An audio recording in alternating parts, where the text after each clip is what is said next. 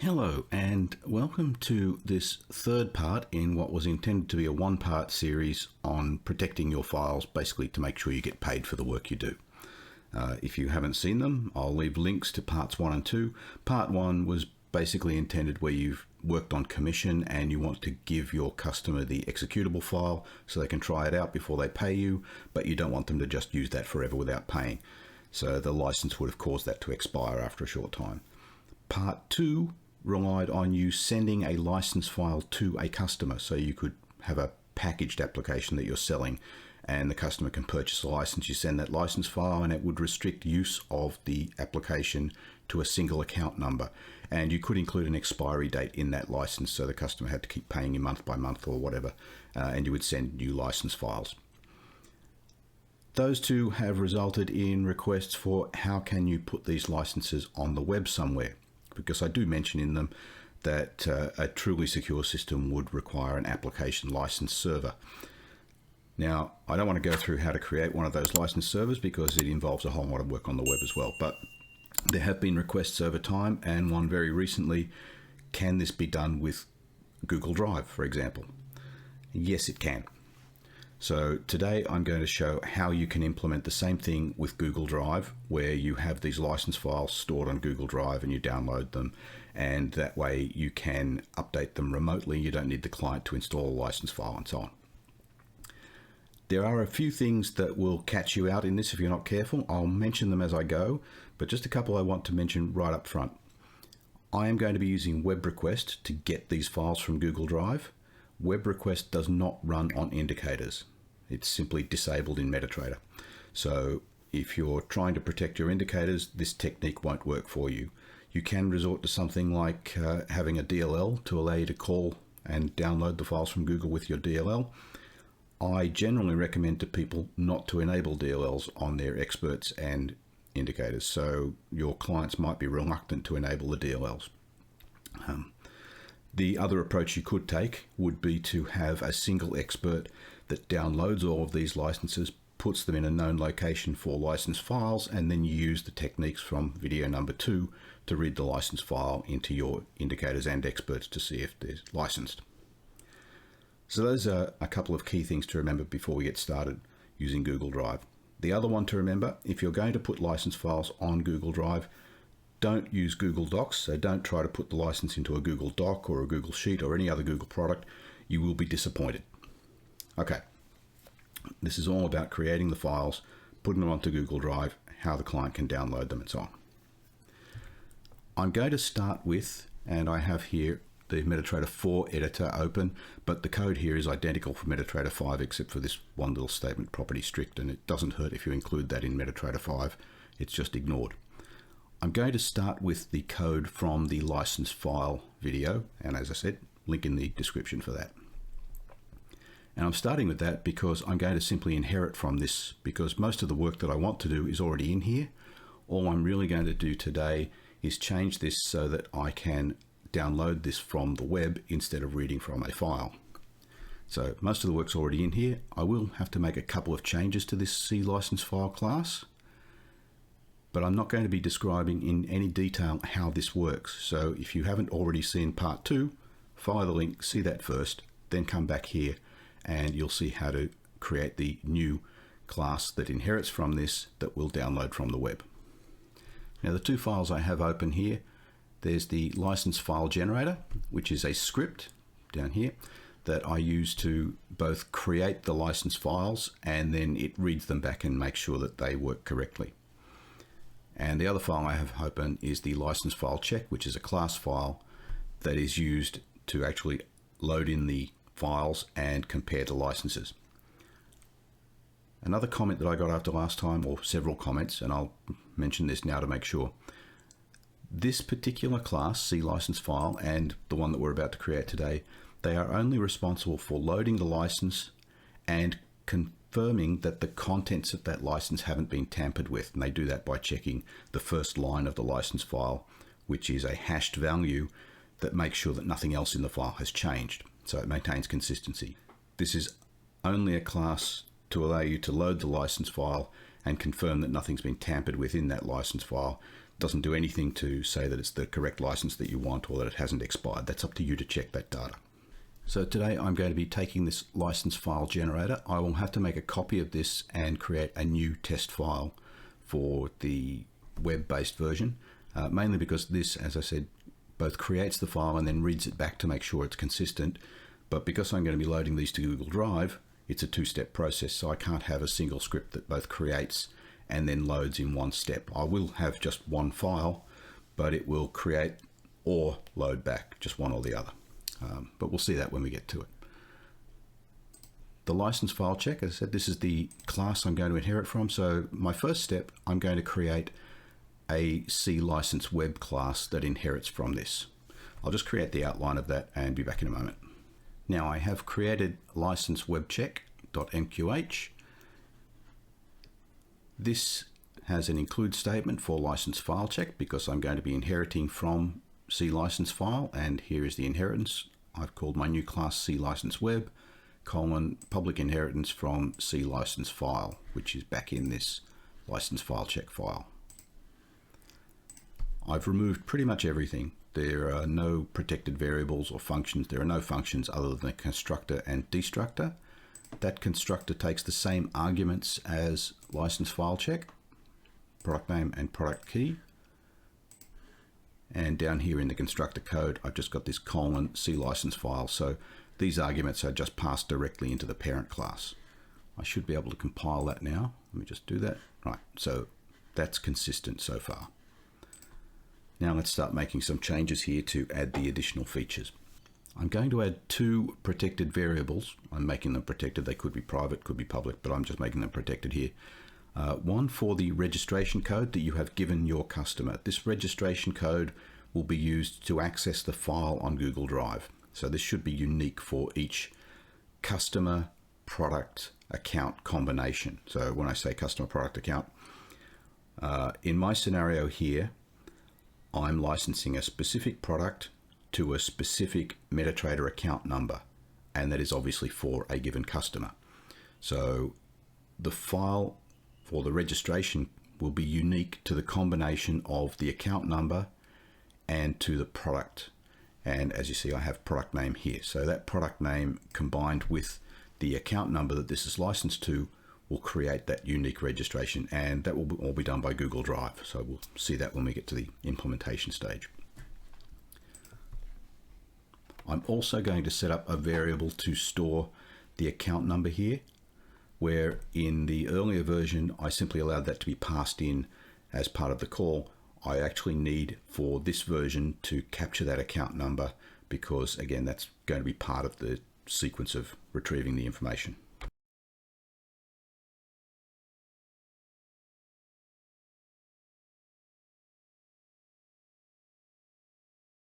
And now because I'm capturing these two, I'm going to change the constructor.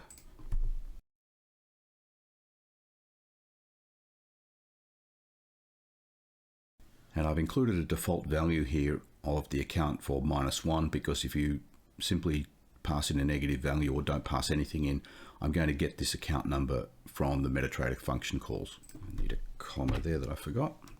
I'll just copy that now. Add it in here.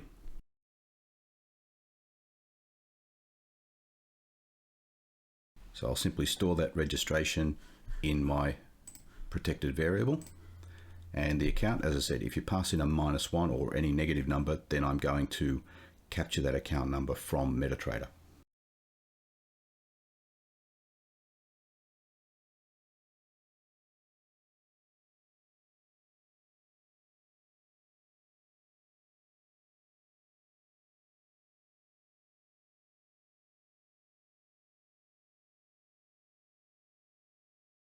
So I get that from account info integer passing account underscore login. And if I haven't already mentioned it, although I'm in the MetaTrader 4 editor, this code is identical for MetaTrader 5.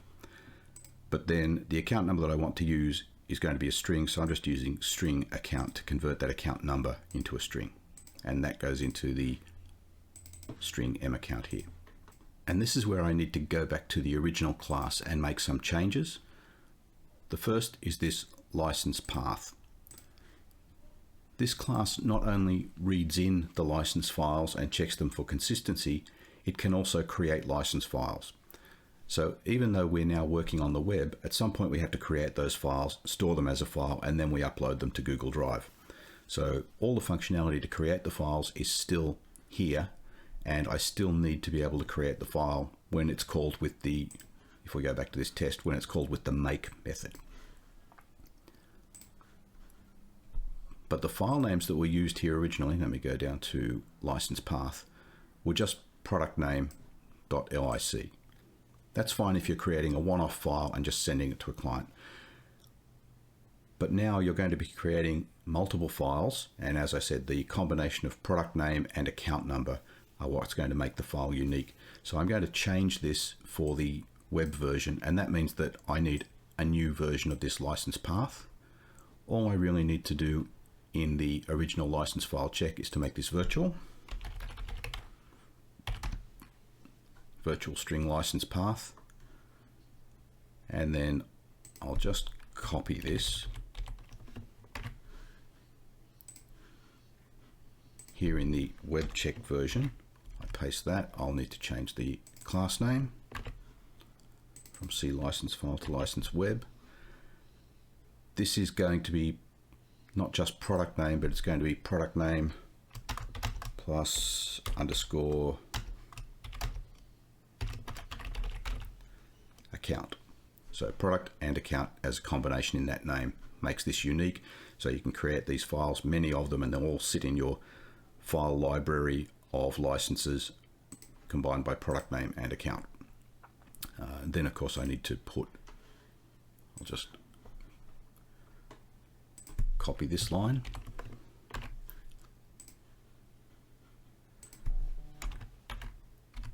So now when the license file check class attempts to get a path to the license file for creating it, it will actually be calling this method. Now the next modification, again to license file path, if we go down to this check method, the check method in here includes all of the code to read the file and then verify the consistency of the file, and then eventually return true or false depending if the file itself is valid. Now that I'm downloading from the web, the checks for consistency are all going to be the same, but this loading from a file is happening for a file if you're using license file check, but it's going to be downloading from the web if you're using license web check. So I'm going to separate out the code that actually reads from the file to another method, and then I can make that also a virtual method, and that way this check function will either read from a file if you're using license file check, or read from the web if you're using license web check.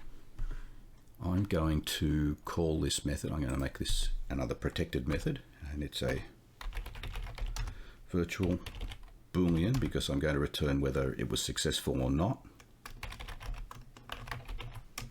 I'll call that load data, and I want to actually get the data back as well, so I will include a string argument data by reference, and that way I can return the value in data, and I can return a boolean to say whether this was successful. If I go down here, I think I want all of this code down to the file close, so I'll just cut that.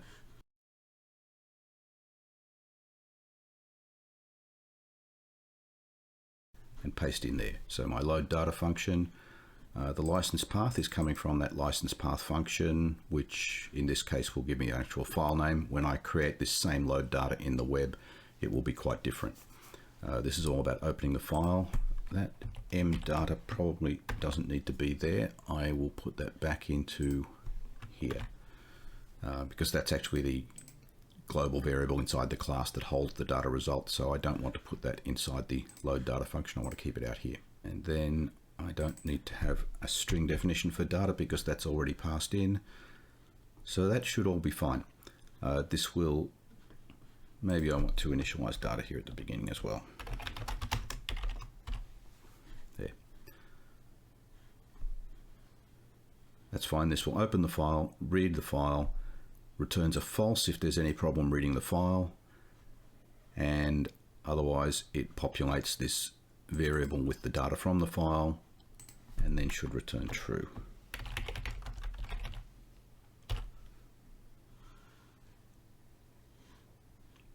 Okay. And then here in the check, I can call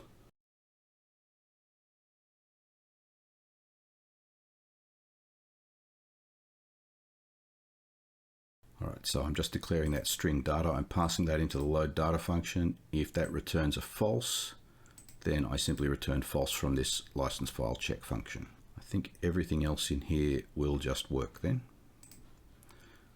So with all of that, all I've done is separate out the section of this check function that read data from the file. I've put that into a separate function called load data. And now I can create this same virtual function in license web check. Oops, sorry. I can create this same virtual function in license web check and load from the web. Again, I put that. It's still virtual bool load data, string data. So now let's write that function in here.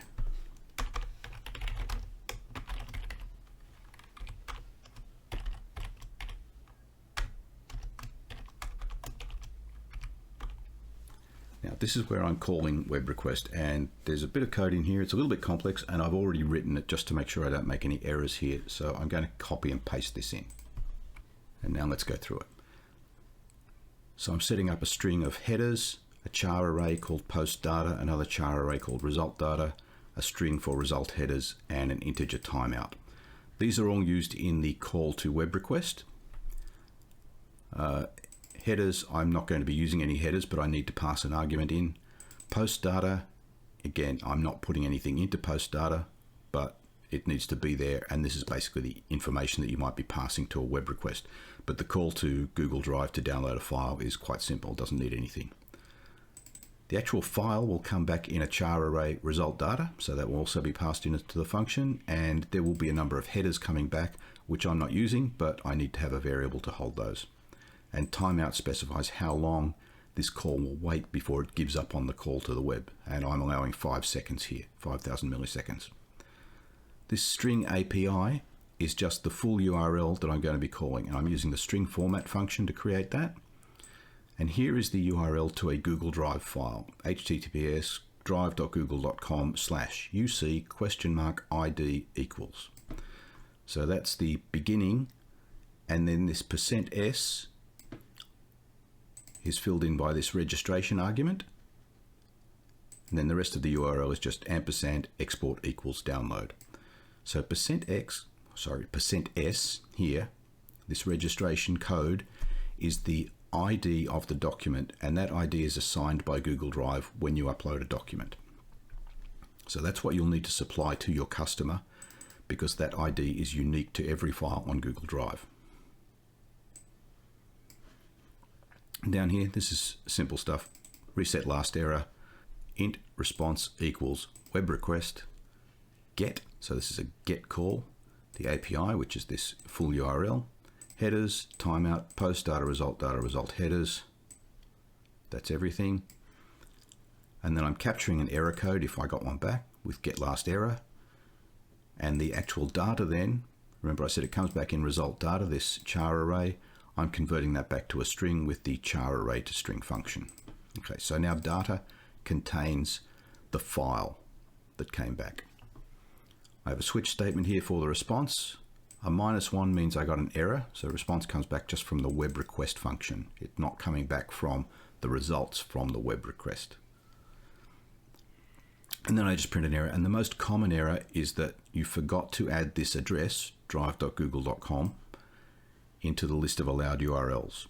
So you've seen that before, but in MetaTrader, if you go to Tools, Options or Configuration, go to the Expert tab, there's a check mark there to set whether you will allow calls to web addresses, and then there is a list of allowed web addresses, and you need to make sure this is in that. So you'll need to issue that instruction to your customer as well. But if I got a -1, then return false. Break is probably unnecessary because I've already returned, but I'm just putting it there anyway. A 200, that's the standard web response. and that means everything worked. So I can just return true.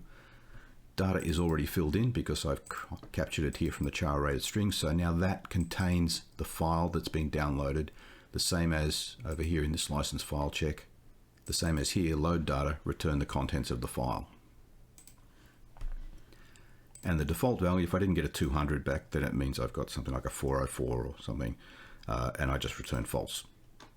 And in case I fall through to here, which shouldn't happen, default should capture everything, but just in case, I have another return false there.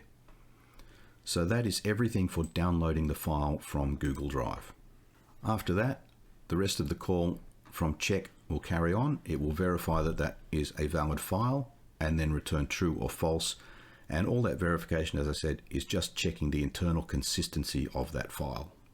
I think that should be enough. Let me just do a quick compile, make sure I don't have any actual syntax errors here. Oh, load data function already defined has a different type. It's supposed to be bool.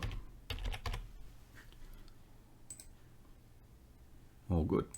So now let's move on to adjusting this license file generator so that it can work with these web-based files. And then we'll actually implement this, load a file up onto Google Drive and see how it's working. Okay, I'm back now. I have taken the license file generator and all I've done so far is copied that to license web generator, and I've changed this include statement so that I'm now including the license web check.mqh. I still have inputs for the product name, product key, and the account number. But remember, this is meant to be simulating things, so I'm just using dummy product names, keys, and accounts. I need another input for the registration.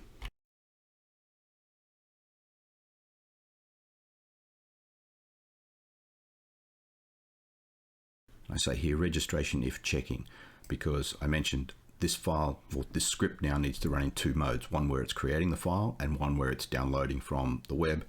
So if registration is empty, then I'm going to be assuming that you're in the creation mode, and if registration is not empty, then I'm assuming you're in check mode.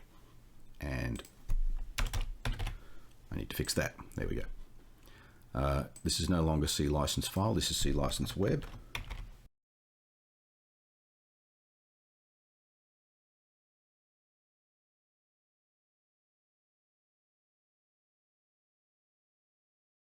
Don't know if I needed to change all of those, but I've done that, so all of the license files now say license web. This is obviously going to be a new C license web,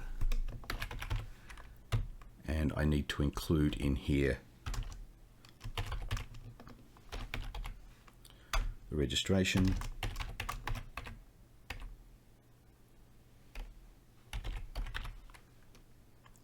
IP account, and yes, this now needs to be an integer or a long.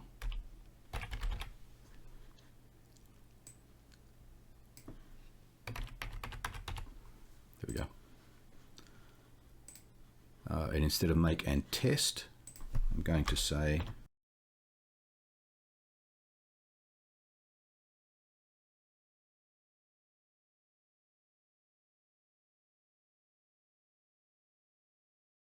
so if registration is an empty string, then I'm creating a file, and if it's not an empty string, I'm testing the file.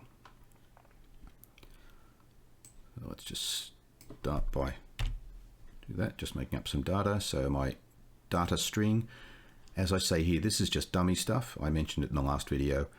You can put whatever you want into this license file. When the class creates the license file for you, it will simply take that contents, whatever you have supplied, and it will then add one line at the beginning, which is the checksum, to make sure that no one can tamper with the contents of this.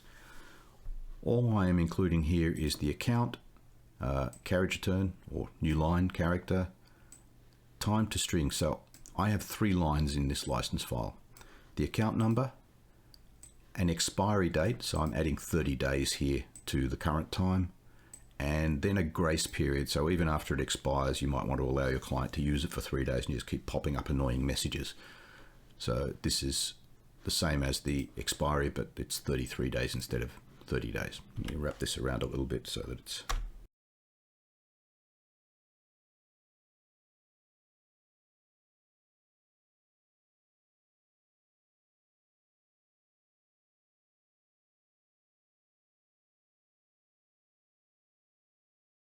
but now, because I am supplying this to a client, this particular license file only has the account number, maybe you've got more than one product that you're supplying to them. So you actually want this license file to be for the account and the product. So let me just add another line in here.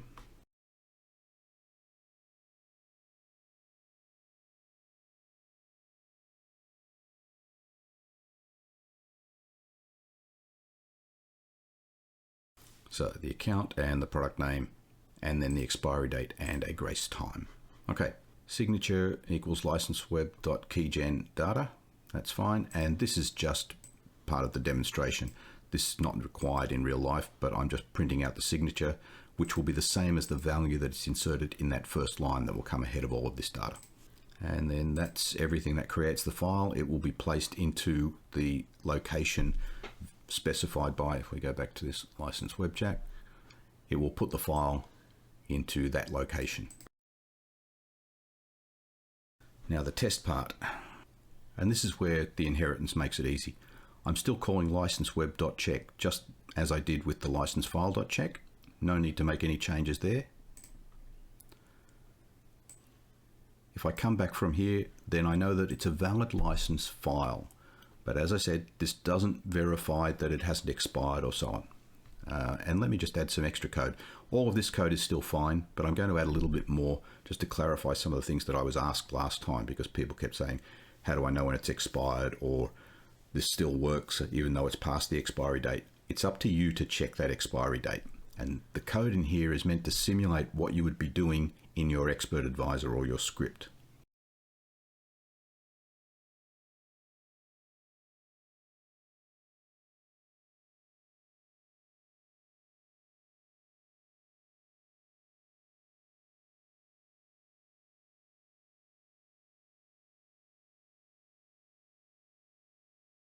So I first modified this check for the account number. So if the file that you download doesn't match the account, then it will do this check parts 0, which is the line that has the account number. If that equals the account number, that's fine. If not, actually I need to convert that. So if that equals string,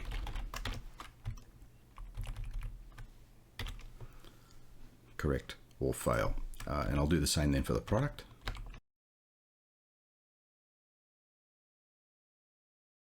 Parts 1.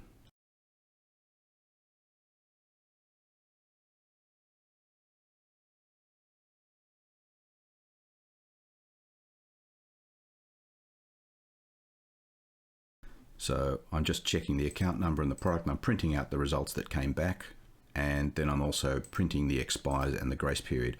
Remember, if you're testing these are strings, so you'll have to convert those back to a date time if you're going to do any comparisons. We do a quick compile on that. Where's this conversion from? Right.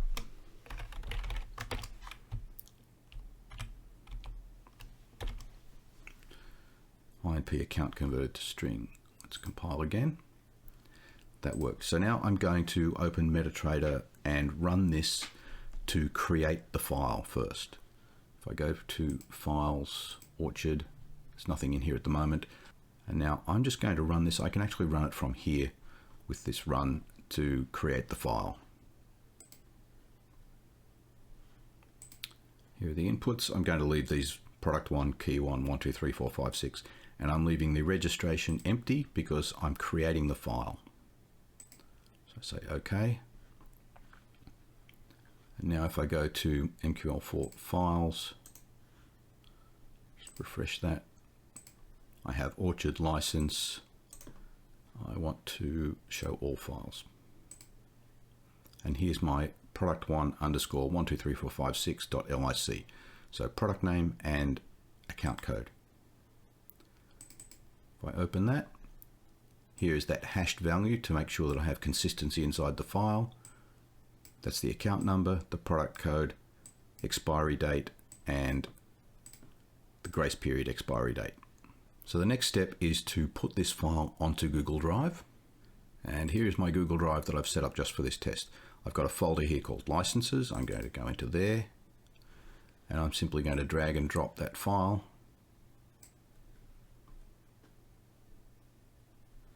There it is, one license file loaded in here. Now, if I go to this and I right click and choose share. I get this box. It has general access. I'm going to change that to anyone with the link and make sure that they are viewer. Now, you can, if you like, set these files so that they can only be accessed by that particular client. You just need to share with that client. I think that if you've got more than a small number of clients, that just creates a world of pain in maintenance. So I'm going to make this available to anyone with the link because really the file isn't much use to anyone. And make sure they're viewers so it can't be modified. And then I can just copy link. And done. I'm just going to open Notepad. And I can paste that link. And you can see here, drive.google.com/d, and this part is what you want.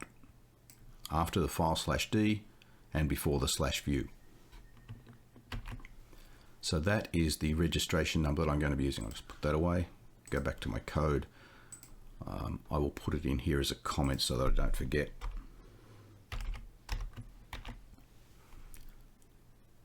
And now if I run this again in the test mode, so I'm running it, I'm still entering an account number here because this is a simulation. Your client won't need to enter the account number because you can pick that up directly from MetaTrader, but I'm testing this. So it's still product 1, key 1, 1, 2, 3, 4, 5, 6. That's the registration code. And I've actually forgotten to allow calls to Google Drive. So we should find, if I go here and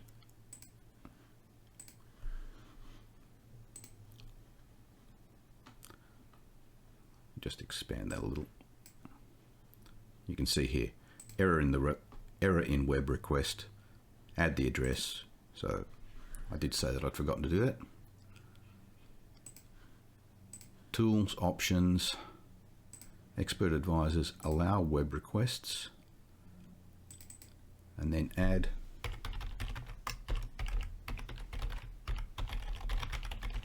drive.google.com. Okay, let's try that again. I'm just going to clear this first. There we go.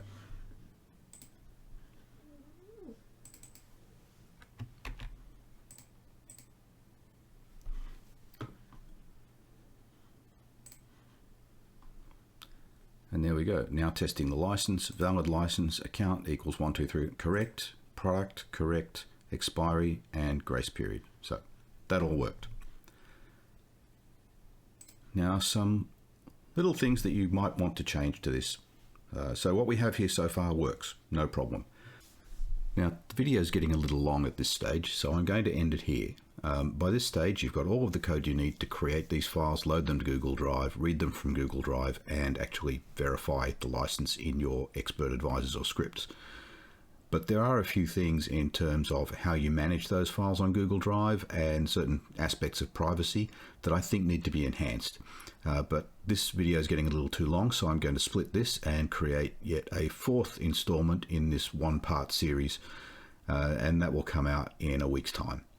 So I'm sorry that I couldn't finish this today, but I did want to cover a lot of detail here, and unfortunately it's taken a little too long. Hope this has been useful to you, and remember, click the subscribe and the bell icon to be notified. That way you'll know when I release the next video. And until next time, thank you for watching.